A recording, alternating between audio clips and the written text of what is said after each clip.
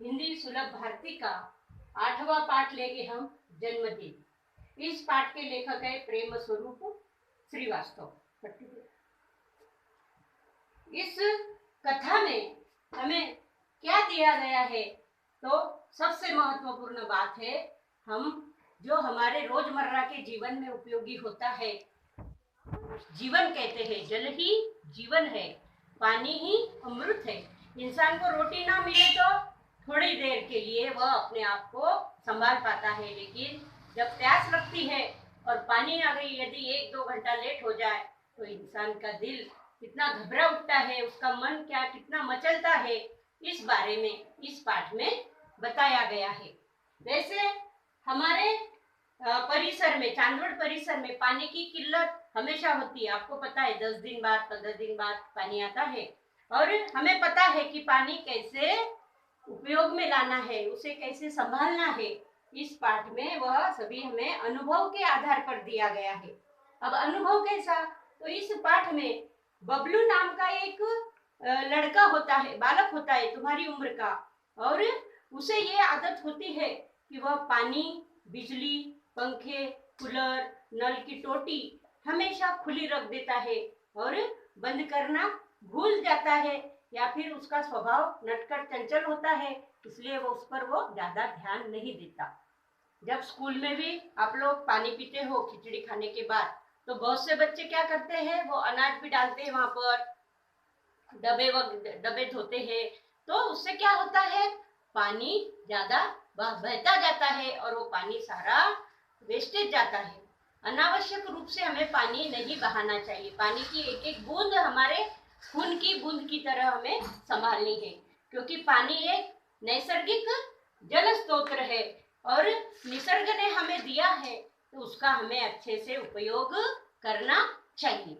ठीक है, अब इस पाठ की कथा सुनाती हूँ कि बबलू नाम का एक बालक होता है। वो पानी, बिजली, पंखे, कूलर, नल की टोटी ये सभी भूल जाता है और उसे जहाँ वहाँ डांट मिलती है। घर पर भी जब ब्रश करता है, बेसिन का नल पूरा ब्रश हुए जब तक के खुला ही रखता है।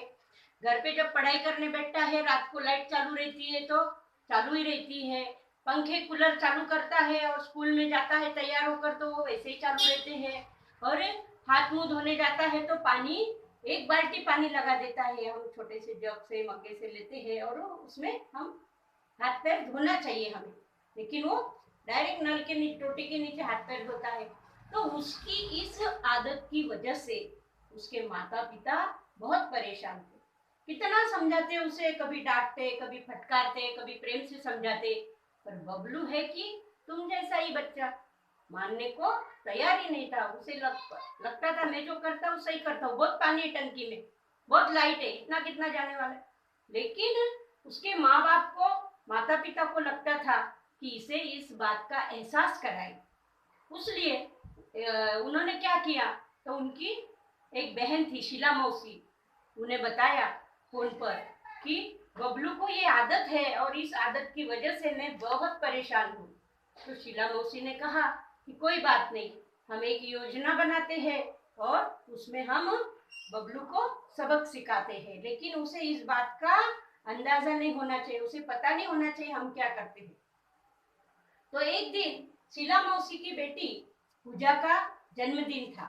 बबलू को भी बुलाया, आप लोग भी जन्मदिन मनाते हो, मित्रों को बुलाते हो। तो शीला मौसी के यहाँ बबलू गया, शाम का समय था और वो गया तो वहां पर उस रूम में, उस कमरे में गुब्बारे लगे हुए थे, रंगीन झालर लगी हुई थी, चमकी की चमकीली सब तरफ सुशोभित किया गया था वह रूम, वह कमरा।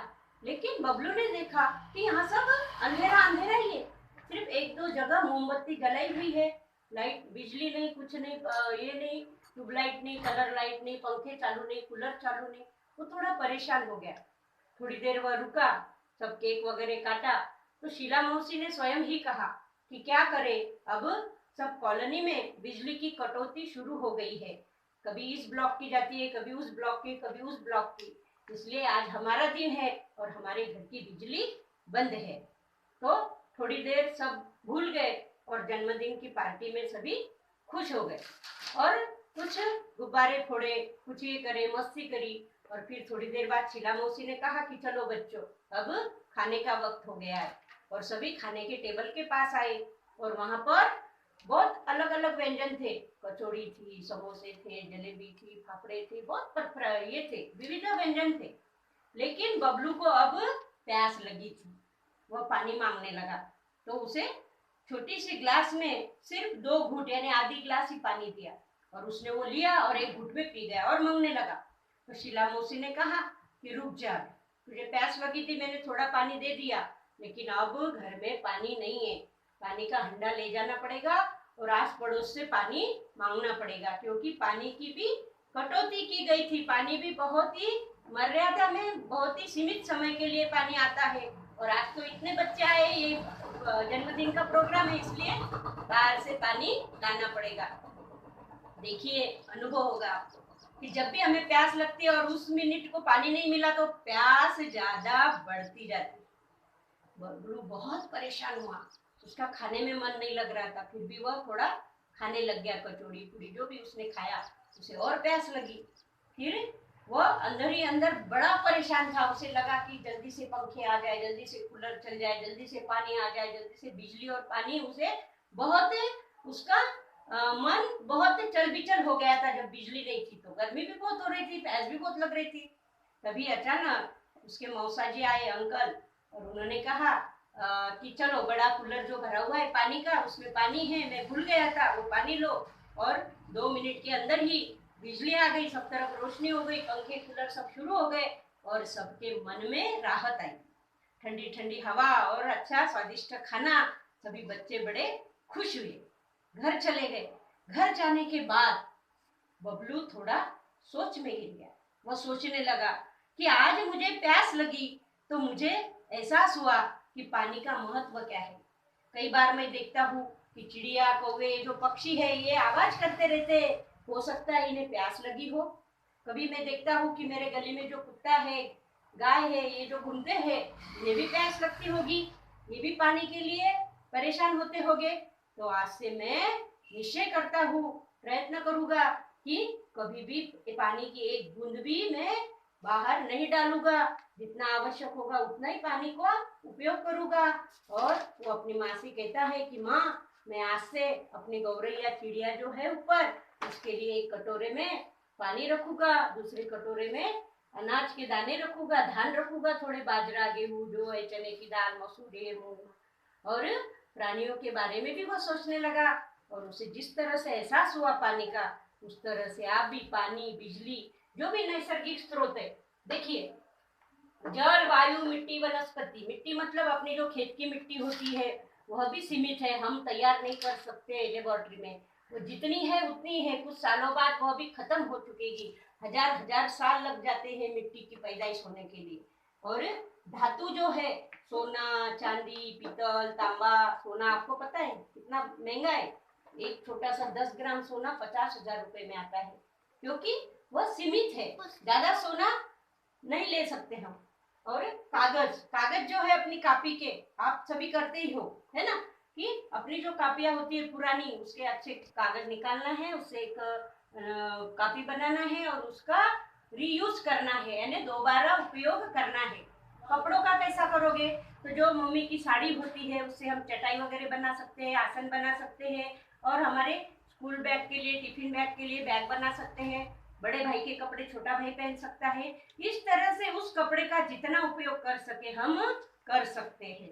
आगे है प्लास्टिक। प्लास्टिक का देखिए, प्लास्टिक का उपयोग हमें नहीं कहा गया है कि करना ही नहीं चाहिए, क्योंकि जानवर जो उसे खाते हैं तो उनके पेट में उसका एक ये विद्राव्य घटक तैयार हो जाता है और उनके पेट में उससे तकलीफ होती है। इसलिए प्लास्टिक की थैलियां हो सके तब तक उसका उपयोग ना करें, कपड़े की थैलियां रखें। और यदि है आपके पास तो उसको पूरी तरह से एक ही थैली, उसका ज्यादा से ज्यादा उपयोग करना चाहिए।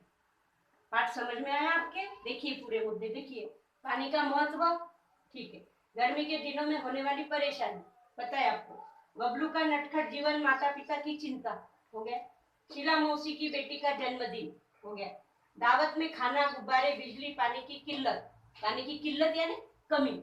कुछ शब्दार्थ है, वाक्प्रचार है, लेकिन मैंने इसमें डाले नहीं है। वाक्प्रचार क्या है? बाछे खिलना। बाछे खिलना मतलब आनंदित होना। जब बिजली आती है तब बबलू की बाछे खिल जाती है, ऐसे शब्दार्थ है। बबलू को एहसास होना और परिवर्तन। बबलू को एहसास हुआ पानी का और उसने क्या सोचा कि मैं जीवन में कभी भी पानी की एक भी बूंद अनावश्यक रूप से डालूंगा नहीं। प्रश्न उत्तर क्या है? देखिए, ये प्रश्न उत्तर किताब में नहीं है, आपको अपनी कॉपी में लिख लेना है। जन्मदिन कैसे मनाते हो? इसमें आपके 2-4 लाइन में लिखना है कि आप जन्मदिन कैसे मनाते हो, जो भी करते हो। कोई बाहर गांव जाता है, कोई घर पर ही करता है। लेकिन अब पाठ पढ़ने के बाद अब कैसे मनाओगे? नीचे लिखना है कि अब से मैं ये पाठ पढ़ने के बाद मैं जन्मदिन ऐसा मनाऊंगा। उसके नीचे 2-4 लाइन, यानी ये पूरा उत्तर 8-10 लाइन में आएगा। ठीक, आगे नैसर्गिक स्रोत पता है आपको, समझ में आ गया? ठीक है, अगला देखो, इस पर स्वाध्याय है कि ऊर्जा का संवर्धन। ऊर्जा मतलब क्या? तो हमें जो नैसर्गिक रूप से मिलती है ना, जल ऊर्जा मिलती है, पवन ऊर्जा मिलती है ना, तो उस ऊर्जा को कैसे हमें संभालना है, बिजली की कैसे कटौती करना है। अब तो बहुत से लोग करते हैं क्योंकि मीटर बिल ज्यादा आता है, इसलिए सभी के घरों में वो एलईडी लाइट वगैरह लगाए हैं, जीरो बल्ब लगाते हैं। उससे हम अपनी बिजली में बहुत मात्रा में कटौती कर सकते हैं। आगे है, कोई आत्मकथा पढ़ो और समझो। आत्मकथा क्या है? स्वयं जो लिखते हैं कहानी, वो आत्मकथा होती है। जैसे हम दैनंदिनी लिखते हैं ना कि आज सोमवार है, 13 तारीख है, आज हमको हिंदी का ये पाठ पढ़ाया मैडम ने, ये सुना हमने। दिन भर में आपको जो भी अनुभव आते हैं वो, तो ऐसे ही बड़े जो नेता महात्मा होते हैं, महान व्यक्ति, जैसे अब्दुल कलाम है, तिलक है, गांधी है, अभी मोदी जी ने भी अपनी आत्मकथा, उनकी एक किताब आई है।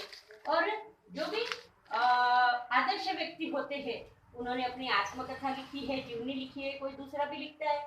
आपको एक आत्मकथा पढ़ना है और उसे हमें समझना है। वो सारा मैं के बारे में लिखा होता है, अपने बारे में जानकारी होती है, तो उससे हमें अच्छे विचार मिलेंगे और हमारा जीवन आदर्श बनेगा। ठीक है, धन्यवाद।